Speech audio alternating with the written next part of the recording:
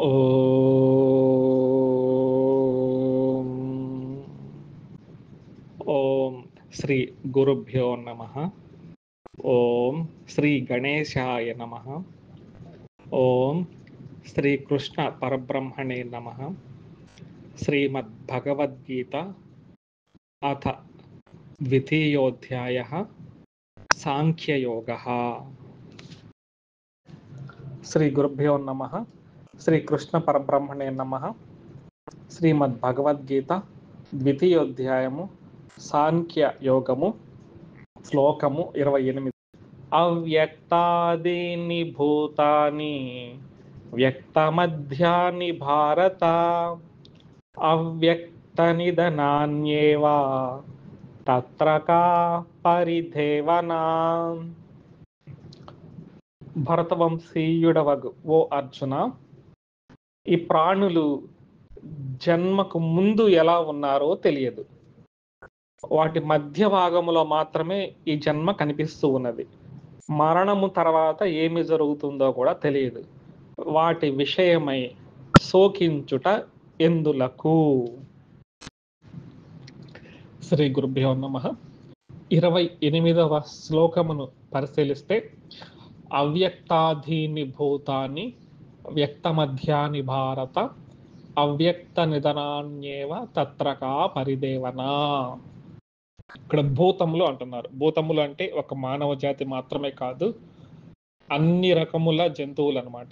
అది పక్షులు కావచ్చు, క్రిమి కీటకాలు కావచ్చు, మనుషులు కావచ్చు, ఎవరైనా కూడా అన్నిటినీ భూతములు, ప్రాణులు అన్ని కూడా భూతములు.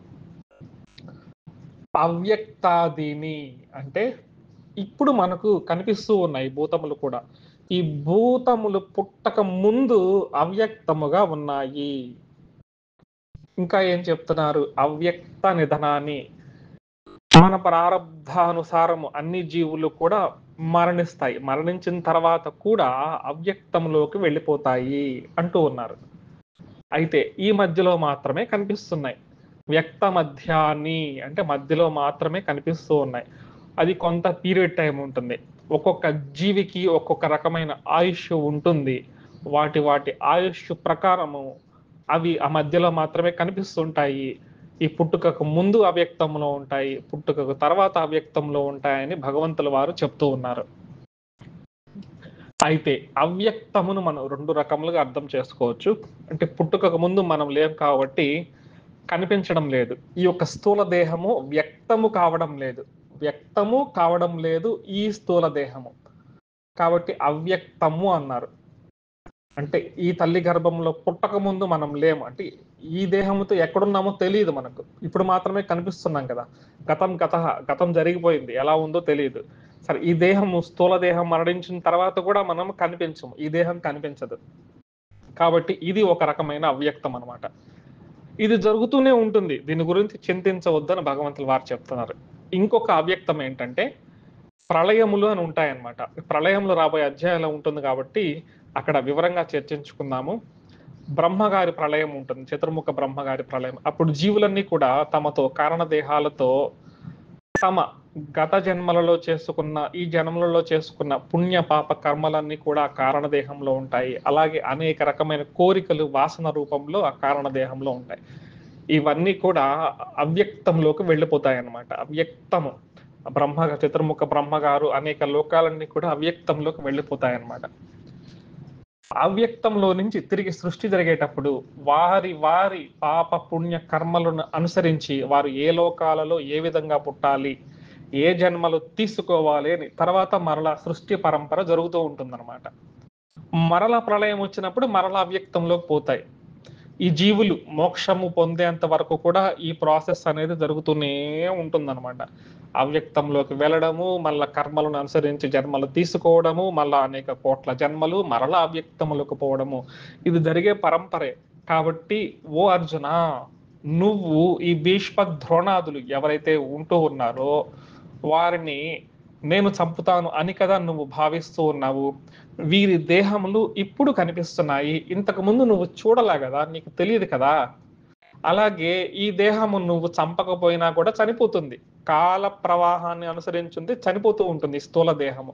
ఇది గత శ్లోకాలలో కూడా భగవంతుల వారు చెప్పడం జరిగింది. ఈ విధంగా చనిపోయాక తర్వాత అవ్యక్తంలోకి వెళ్ళిపోతారు. ఈ సత్యాన్ని నువ్వు తెలుసుకో. ఈ సత్యాన్ని తెలుసుకొని మోహాన్ని పొందకుండా జ్ఞానాన్ని పొంది రాగమును విడిచిపెట్టి శోకమును దూరము చేసుకొని నువ్వు ఈ జ్ఞానాన్ని పొంది నీ స్వధర్మమైన యుద్ధాన్ని చేయి అనేసి భగవంతుల వారు బోధిస్తూ ఉన్నారనమాట.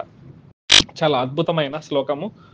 అలాగే మనకు వకయోగి ఆత్మకథ గురించి పలుమార్లు చర్చించుకున్నాము. అందులో యుక్తేశ్వర గారి పునరుద్ధానం అని ఉంటుంది. అందులో ఆయన సూక్ష్మలోకాలు మరణించిన తర్వాత సూక్ష్మలోకాలకు పోయినప్పుడు అక్కడ ఒక చక్కని మాట చెప్తారు. చాలా బాగుంటుంది. ఆ సూక్ష్మలోకాలకు ఎవరు వెళ్తారంటే కొంచెం భూమి మీద ఉన్నప్పుడు ఆధ్యాత్మిక సాధనలు జపమో తపమో ఆధ్యాత్మిక సాధనలు చేసిన వారు ఆ సూక్ష్మలోకాలకు వెళ్తారు. ఆ సూక్ష్మలోకాలకు వెళ్ళినప్పుడు అక్కడ ఇంకా చాలా అద్భుతంగా ఉంటుంది. ఆ గ్రంథం చదివిన వాళ్ళకి తెలుసు. మన ఊహకు కూడా అందదనమాట, అంత బాగా ఉంటుంది. అక్కడ గుర్తుపడతారంట. ఆ సూక్ష్మలోకాలకు వెళ్ళిన వాళ్ళు గత జన్మలలో తన అనుబంధాలను గుర్తు చేసుకుంటారు. హలో, గత జన్మలో మన ఇద్దరము భార్యాభర్తలం కదా, ఎలా ఉన్నావని షేక్ హ్యాండ్ లాంటిదనమాట. ఓహో, మనం 10 జన్మల ముందు మన ఇద్దరము భార్యాభర్తలము, లేదా అన్నదమ్ములము, లేదా తండ్రి కొడుకులము, లేదా మన ఇద్దరి మధ్య స్నేహ బంధము, లేదా మన ఇద్దరి మధ్య ఇలాంటి బంధము ఉంది అనేసి గత జన్మలో అనేక వందల వేల జన్మలలో ఉండేవారిని గుర్తుపడతారంట. సాధారణంగా మనకు ఏ రూపమైతే ఈ జన్మలో లభించిందో సూక్ష్మదేహం అనేది దాదాపు అలాంటి జెరాక్స్ కాపీ మాదిరిగానే ఉంటుంది. అలా ఉన్నప్పటికీ కూడా అక్కడ నాలెడ్జ్ ఎక్కువగా ఉంటుంది కాబట్టి ఆ లోకాలలో గుర్తుపడతారంట. గుర్తుపట్టుకొని హ్యాపీగా నవ్వుకొని షేక్ హ్యాండ్స్ మాదిరిగా కూడా ఇచ్చుకుంటారనమాట.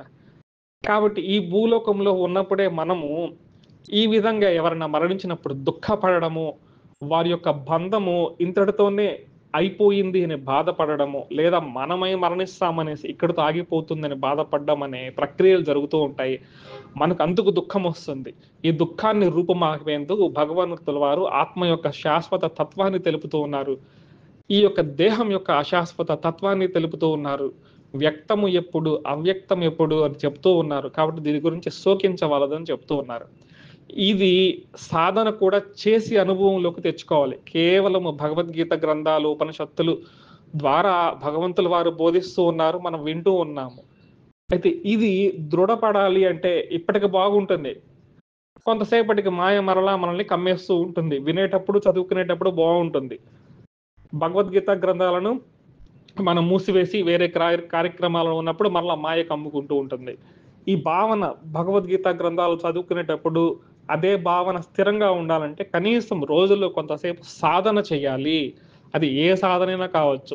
జపం చేస్తారా, పూజ చేస్తారా, ప్రార్థన చేస్తారా, ధ్యానం చేస్తారా, తపస్సు చేస్తారా, ప్రాణాయామం చేస్తారా, ఇంక ఏది చేస్తారో మీ యొక్క గురువు గారు మీకు ఉపదేశించిన పద్ధతిలో ప్రతినిత్యం కొంత సమయమైనా కూడా చెయ్యడానికి మనం అలవాటు చేసుకుంటే అప్పుడు మనకు ఈ భావన స్థిరంగా ఉంటుందన్నమాట. రాబోయే రోజుల్లో యోగము గురించి వస్తుంటుంది కాబట్టి మనం 24 గంటలు కూడా చేసే యోగము ఎలా చేయాలనేది కూడా తెలుసుకుంటాం. కాబట్టి ఈ శ్లోకం ద్వారా భగవంతుల వారు ఏం చెప్తున్నారు, ఈ భీష్మ ద్రోణాదులు రాజులు ఇంతకు ముందు లేరు, ఇప్పుడు మాత్రమే ఉన్నారు, తర్వాత కూడా ఉండరు అనేసి చెప్తూ ఉన్నారు. ఇదే మాండూక్య ఉపనిషత్తులో రజ్జు సర్ప భ్రాంతి అనేసి శంకరుల వారు కూడా భాష్యం రాయడం జరిగింది. ఇంతకు ముందు లేదు అంటున్నారు, రాబోయే రోజులు లేదంటున్నారు, ఇప్పుడు కూడా లేదు. ఒక కలగంటున్నాము, ఒక స్వప్నంలో ఉంటున్నాము.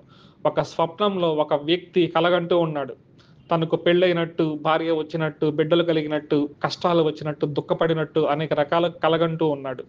మళ్ళా కలలోంచి మెలకువ రాగానే ఓహో ఇదంతా కలనా అనేసి ఏ విధంగా భావిస్తూ ఉంటాడు. ఈ మధ్యలో జీవితం కూడా ఒక కళ లాంటిది అనేసి రజ్జు సర్పభ్రాంతి మాదిరిగా అక్కడ శంకర భగవత్పాదుల వారు కూడా. శ్రీ గురుభ్యో నమః. శ్రీ కృష్ణ పరబ్రహ్మణే నమః. శ్రీమద్ భగవద్గీత ద్వితీయోధ్యాయము సాంఖ్య యోగము శ్లోకము 29. ఆశ్చర్యవచ్చైనమన్యః శృణోతి శ్రుత్వాప్యేనం వేదన చైవ కశ్చిత్. భావాన్ని చూస్తే ఒకరు ఈ ఆత్మను ఆశ్చర్యమైనదిగా భావిస్తూ ఉంటారు, మరి కొందరు ఆశ్చర్యంగా వర్ణిస్తూ ఉంటారు, కొందరు ఆశ్చర్యంగా వింటారు, ఇంకొందరు ఆత్మ గురించి విని కూడా ఏమాత్రము తెలియకుండా ఉంటారు. శ్రీ గురుభ్యో నమః. 29వ శ్లోకాన్ని ఒక్కసారి చూసినట్లయితే, ఆశ్చర్యవత్ పశ్యతి కశ్చిదేనం ఆశ్చర్యవద్వదతి తదైవ చాన్యః ఆశ్చర్యవచ్చైనమన్యః శృణోతి శ్రుత్వాప్యేనం వేదన చైవ కశ్చిత్ అన్నారు. ఇక్కడ ఆశ్చర్యం ఆశ్చర్యం ఆశ్చర్యం అని 3 మార్లు ఉపయోగించారు ఈ పదాన్ని. ఈ ఆశ్చర్యము అని పదాలను మనం తెలుసుకోవాలంటే ఇంకొన్ని 3 పదాలను తెలుసుకుంటే మనకు ఈ ఆశ్చర్యం ఏంటో తెలిసిపోతూ ఉంటుంది. ఇక్కడ ఆశ్చర్యవత్ పశ్యతి అన్నారు. పశ్యతి అని ఒకటి మాట గుర్తుపెట్టుకోవాలి. అలాగే ఆశ్చర్యవత్ వదతి అన్నారు. వదతి అని గుర్తుపెట్టుకోవాలి. అలాగే ఆశ్చర్యవత్ శృణోతి అన్నారు. అంటే శృణోతి గుర్తుపెట్టుకోవాలి. పశ్యతి అంటే చూడడము, వదతి అంటే చెప్పడము లేదా వర్ణించడము, శృణోతి అంటే వినడము. అంటే దీనిని ఎలా అర్థం చేసుకోవాలి? కశ్చిత్ అంటే ఒకానొక మహాపురుషుడు ఏనం ఈ ఆత్మని పశ్యతి చూస్తున్నాడు. ఎలా చూస్తున్నాడు? ఆశ్చర్యవత్ పశ్యతి, ఆశ్చర్యమైన దానిగా చూస్తూ ఉన్నాడంట. ఇంకొకరు ఇంకొక మహాపురుషుడు వదతి ఆశ్చర్యంగా వర్ణిస్తూ ఉన్నాడంట. ఇంకొక మహాపురుషుడు శృణోతి ఆశ్చర్యంగా వింటూ ఉన్నాడనమాట. ఈ విధంగా ఒకరు చూచుతున్నా కూడా, వర్ణిస్తున్నా కూడా, వింటున్నా కూడా ఆశ్చర్యముల కల్లా ఇంకా మహాశ్చర్యము ఏమిటంటే ఎవరు కూడా దీన్ని తెలుసుకోలేకపోతూ ఉన్నారు. శ్రుత్వాప్యేనం వేదన చైవ కశ్చిత్ అంటే ఎవ్వరు కూడా ఈ ఆత్మతత్వాన్ని గ్రహించలేకపోతున్నారు అని భగవంతుల వారు చాలా ఆశ్చర్యకరమైన విషయాన్ని చెప్పారు. సరే, మనం ఎందుకు తెలుసుకోలేకపోతున్నాము అని ఒకసారి ఆలోచన చేస్తే భజగోవిందంలో మనకు ఒక శ్లోకం కనిపిస్తూ ఉంటుంది. భజగోవిందం మొత్తం కూడా మనము ఇంతకు ముందు చర్చించుకొని ఉన్నాము. అందులో ఒక శ్లోకము, బాలస్తావత్ క్రీడాసక్తః తరుణస్తావత్ తరుణీసక్తః వృద్ధస్తావత్ చింతాసక్తః పరమే బ్రహ్మణి కోపినసక్తః. అద్భుతమైన శ్లోకం. బాల్యం ఉంటుంది. బాల్యం అంతా కూడా మనము క్రీడాసక్తః, బొమ్మలతో కానీ చిన్నపిల్లలతో మన స్నేహితులతో ఆడుకుంటూ ఏమీ తెలియకుండానే జీవితం అంతా గడిచిపోయింది. అంటే బాల్యం అంతా గడిచిపోయింది. తర్వాత కొంచెం వయసులోకి వచ్చాం, యవ్వనంలోకి వచ్చాం. యవ్వనంలో ఎలాగుంది? తరుణస్తావత్ తరుణీసక్తః అన్నారు. యవ్వనంలో స్త్రీల విషయం నందు ఆసక్తి, స్త్రీలకైతే పురుషుల విషయం నందు, ఈ విధంగా పరస్పరం ఆకర్షణ. ఈ విధంగానే యవ్వనం అంతా కూడా గడిచిపోతూ ఉంటుంది. వృద్ధాప్యం వచ్చేస్తుంది. వృద్ధాప్యంలో ఏమైనా ఇంకా ఆధ్యాత్మికంగా వెళ్తారంటే అప్పుడు కూడా లేదంట. వృద్ధస్తావత్ చింతాసక్తః అన్నారు. చింతలు, నేను చిన్నప్పుడు ఇలా చేస్తేనే, వయసులో ఉండగా ఇలా చేస్తేనే, అలా చేస్తేనే, ఇలా చేస్తేనే, నన్ను ఇప్పుడు ఎవరు చూసేవాళ్ళు లేరే, నా పరిస్థితి ఏంటి, ఈ విధంగా ఎప్పుడు చింత. వృద్ధాప్యం అంటే జీవితం అంతా కూడా బాల్యం ఎలా గడిచిపోయింది, వయసు ఎలా గడిచిపోయింది, వృద్ధాప్యం ఎలా గడిచిపోతుంది. ఇలా ఉన్నప్పటికీ కూడా ఈ వస్తువులు వెంటనో, ధనము వెంటనో, మనుష్యుల వెంటనో పరిగెడుతున్నారే కానీ పరమే బ్రహ్మణి కోపిని సక్తః అన్నారు. ఎవరు కూడా ఆత్మ యొక్క రహస్యాన్ని తెలుసుకోలేకపోతున్నారు అనేసి మనకు శ్రీ శంకర భగవత్పాదుల వారు కూడా చక్కగా చెప్పడం జరిగిందనమాట. అంటే ఇప్పుడు ఆశ్చర్యం అంటే పరిశీలిద్దాం. ఆశ్చర్యానికి డెఫినేషన్ ఉందా అంటే, ఆశ్చర్యవత్ ఆశ్చర్యం అదృష్టపూర్వం అద్భుతం అకస్మాత్ దృశ్యమానం తేన తుల్యం ఆశ్చర్యవత్ ఆశ్చర్యం అనేసి శాస్త్రంలో మాట. అంటే ఇంతవరకు చూడనిది అకస్మాత్తుగా చూడడం జరిగిన, వినడం జరిగిన దాన్ని ఆశ్చర్యం అంటారు. అదృష్టపూర్వం అద్భుతం అకస్మాత్ దృశ్యమానం, అకస్మాత్తుగా ఏదైనా చూడకూడనిది చూస్తే, వినకూడనిది వింటే దీనిని ఆశ్చర్యం అని చెప్తున్నారు అనమాట. ఉదాహరణగా మన ఊరిలో ఒక ఆవు జన్మించింది అనుకుందాము, 3 తలలు ఉన్నాయి అనుకుందాము. ఇంతకుముందు మనం ఎప్పుడు వినలేదు, కనలేదు, కాబట్టి ఆశ్చర్యంగా పరిగెత్తుకుంటూ పోతాం, ఎలా ఉందో చూడాలి అని. అలాగే అనేక జీవితంలో సంఘటనలు మనం ఎప్పుడు చూడనివి అకస్మాత్తుగా సంభవిస్తూ ఉంటే ఆశ్చర్యపోతూ ఉంటాం. అలాగే మొట్టమొదటిగా రేడియోస్ వచ్చినప్పుడు ఆ కాలంలో అందరూ ఆశ్చర్యంగా చూసేవాళ్ళు.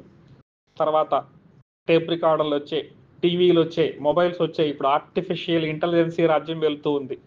గ్రాఫిక్స్ వచ్చేసాయి. సినిమాలలో కూడా మనం ఊహించలేనివి కూడా చూస్తూ ఉన్నాం, ఆశ్చర్యపోతూ ఉన్నాం. కాబట్టి ఆశ్చర్యం అంటే అకస్మాత్తుగా ఇంతకు ముందు మా అనుభవం లేని జరుగుతూ ఉంటే ఆశ్చర్యపోతూ ఉంటాం అనమాట. ఈ విధంగా భౌతిక ప్రపంచంలో ఆశ్చర్యం అనేది కలుగుతూ ఉంటుంది. అలాగే ఆత్మ గురించి చెప్పేటప్పుడు కొంతమంది చూస్తూ ఉంటారు. పశ్యతి ఆశ్చర్యంగా చూస్తూ ఉంటారంట ఆత్మ గురించి. కొందరు ఆశ్చర్యంగా పలుకుతూ ఉంటారంట వదతి. కొంతమంది ఆశ్చర్యంగా శృణోతి. ఈ విధంగా జరుగుతున్నా గానీ ఎవరు కూడా వినలేరయ్యా అనేసి భగవంతుల వారు చెప్తున్నారు. ఇందులో మొట్టమొదటి ఆశ్చర్యం పశ్యతి అంటే, పశ్యతి అంటే మనము యథావిధిగా తీసుకోకూడదు. పశ్యతి అంటే చూడడము అన్నమాట. ఆత్మని చూడడం అంటూ ఉండదు. అనుభవము ద్వారా మాత్రం గ్రహించాలి కాబట్టి చూడడము అని కాదనమాట. ఇది యథావిధిగా అర్థం తీసుకోకూడదు. అయితే ఈ ఆత్మని అనుభవపూర్వకంగా తెలుసుకోవాలంటే గురువు గారే సహాయం చేయాలి. ఎందుకంటే మనకు ఆత్మ గురించి తెలియదు కాబట్టి. అప్పుడు గురువు గారి దగ్గరికి వెళ్ళి, గురువు గారు నేను అక్కడ ఇక్కడ విన్నానంటే కొంతమంది చక్కని విషయాన్ని, ఆత్మ విషయాన్ని నేరుగా చెప్తారు. లేదా వేరే వేరే చెప్తారనమాట. అటువంటి గురువుల జోలికి పోకుండా మన ఆత్మతత్వాన్ని చెప్పే గురువుల దగ్గరికి వెళ్ళినప్పుడు మనం సాధారణంగా ఆత్మ అంటే ఏదో అనుకుంటూ ఉంటాం. పరబ్రహ్మ ఇదంతా ఏదేదో అనుకొని ఊహించుకొని వెళ్తూ ఉంటాం. ప్రారంభంలో ఆత్మ గురించి తెలియదు కాబట్టి. ఆ గురువు గారు ఏం చెప్తారు, బాబు నువ్వు ఏదైతే వెతుకుతున్నావో బాహ్య ప్రపంచంలో అది ఎక్కడో లేదు బాబు, ఆత్మ నీవే అయి ఉన్నావు, తత్వం అసి అనేసి బోధిస్తారనమాట. అప్పుడు ఆశ్చర్యపోతాం, ఏంటి నేను ఎక్కడెక్కడో వెతుకుతూ ఉన్నానే అది నాలోనే ఉందా అనేసి శ్రవణం ద్వారా అది తెలుసుకుంటాడనమాట. ఈ విధంగా ఆశ్చర్యపోతూ ఉంటాం ఆత్మతత్వం గురించి. అలాగే చెప్పడం కూడా ఇంకా ఆశ్చర్యమేనంట.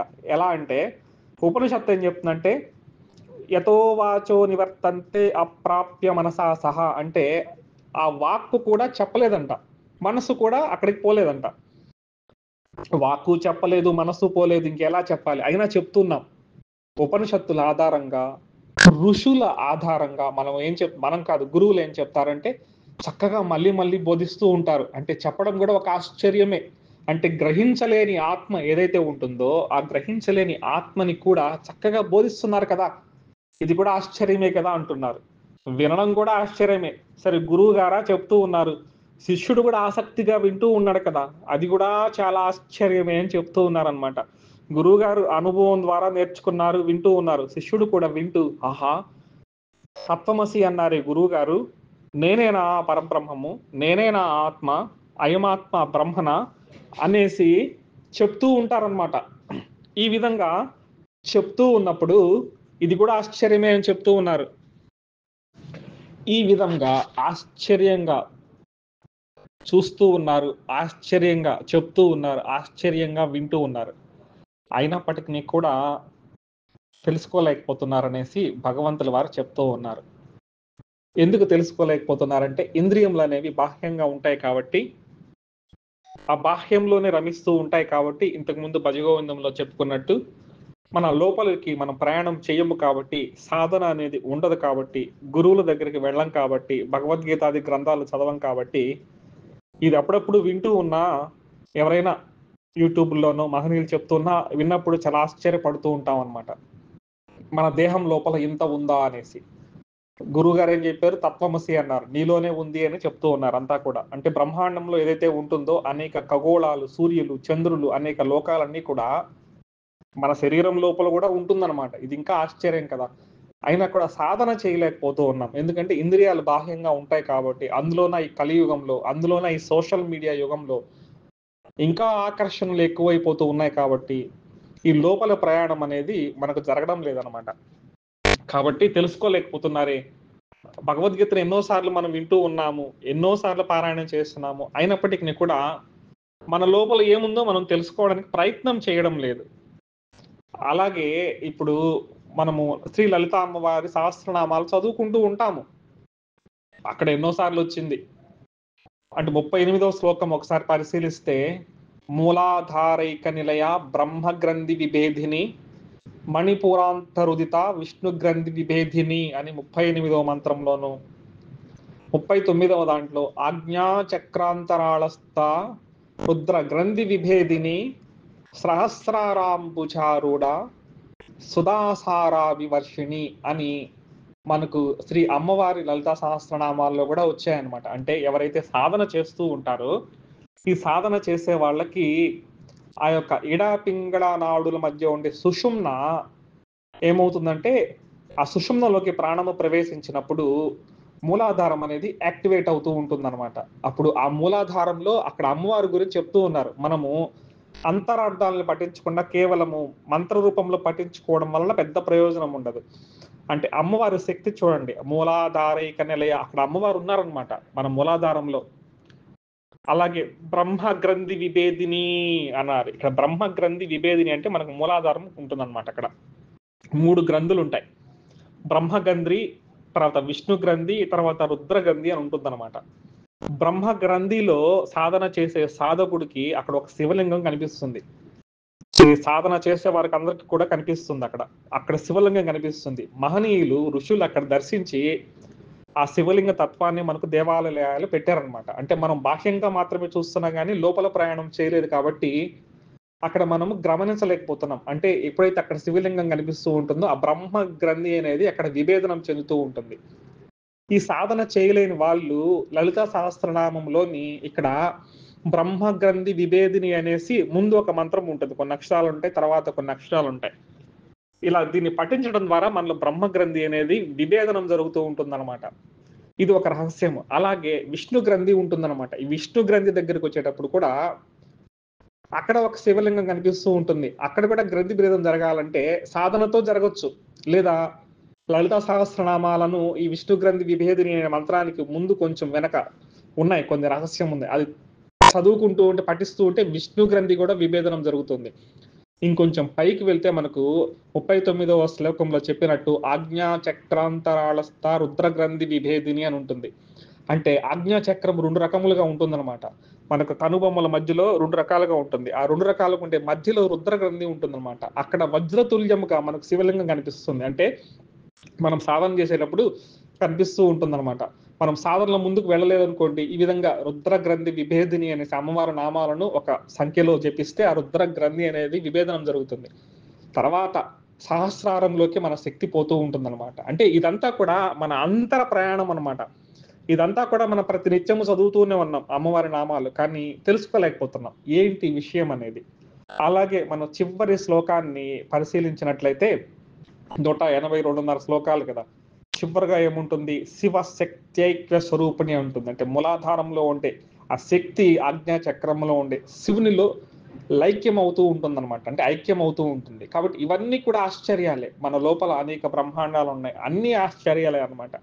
అనేక మంది గురువులు బోధిస్తూ ఉంటారు ఆత్మతత్వాన్ని గురించి, ఇవన్నీ ఆశ్చర్యమే. కానీ ఎన్ని ఆశ్చర్యాలు ఉన్నప్పటికీ కూడా తెలుసుకోలేకపోతున్నారు అని భగవంతుల వారు ఇక్కడ చెప్తున్నారు. కాబట్టి మనము ప్రతి ఒక్కరం కూడా తెలుసుకునే తీరాలి. ఒకానొక మహాత్ముడు దీన్ని ఆశ్చర్యంగా వర్ణిస్తున్నాడు. ఒకానొక మహాత్ముడు ఆశ్చర్యంగా వింటూ ఉన్నాడు. కానీ ఎవరు కూడా తెలుసుకోలేకపోతున్నారు. శ్రుత్వాప్యనం ఎన్ని సంవత్సరాలు ఇలా జరిగినప్పటికీ కూడా అదేదో మనకు పట్టదులే అనుకుంటూ ఉంటారనమాట. అంటే ఎందుకు పట్టదు? ఆత్మ అంతా బయట వెతుకుతూ ఉంటారు. బయట వెతకడం వల్ల ఎటువంటి లాభం లేదు. లోపల వెతకాలి. లోపలక మనం ప్రయాణం చేయలేము. ఎందుకు ప్రయాణం చేయలేమంటే ధ్యానం చేయలేము. కనీసం 15 నిమిషాలన్నా చేస్తే మన లోపలికి మనం ప్రయాణం చేయగలుగుతాం. నిజమైన ఆనందం ఎక్కడ ఉంటుందంటే బయట ఇంద్రియముల ద్వారా పొందే ఆనందంలో నిజమైన ఆనందం ఉండదని గ్రహించాలి. ఆ ఆనందాలలో ఒక్కోసారి దుఃఖం ఉంటుందన్నమాట. మనకు కోరిన కోరికలు తీరితే సంతోషం, లేకపోతే దుఃఖం. కాబట్టి ఇది కాదు నిజమైన ఆనందం. నిజమైన ఆనందం ఎక్కడుందంటే మన లోపలే ఉంది, అది గ్రహించాలి. కాబట్టి భగవంతుల వారు అద్భుతమైన శ్లోకాన్ని ఇక్కడ చెప్పారు. అంటే నువ్వే బాబు ఆత్మవి. ఈ ఆత్మతత్వాన్ని కొంతమంది వింటున్నా, చూస్తున్నా, చెప్తున్నా, వర్ణిస్తున్నా కూడా తెలుసుకోలేకపోతున్నారు అని తర్వాత శ్లోకాల్లో చెప్తారు. మనుష్యాణం సహస్రేషు కశ్చిద్ యతతి సిద్ధయే యతతామపి సిద్ధానాం కశ్చిన్మాం వేతి తత్వతః. అంటే ఒకానొకడు మాత్రం ఈ ఆత్మతత్వాన్ని గురించి తెలుసుకోవాలని ప్రయత్నం చేస్తాడు. అలా ప్రయత్నం చేసిన వాళ్ళలో గురువు దగ్గరికి వెళ్ళేది ఏ కొందరు. గురువు దగ్గరికి వెళ్ళినా కూడా సాధన నిలబెట్టుకునేది ఏ కొందరు. అందులో కూడా ఆత్మతత్వాన్ని గ్రహించేది ఏ కొందరు. ఇదంతా ఆశ్చర్యమనేసి అద్భుతంగా భగవంతుల వారు చెప్తూ ఉన్నారు. కాబట్టి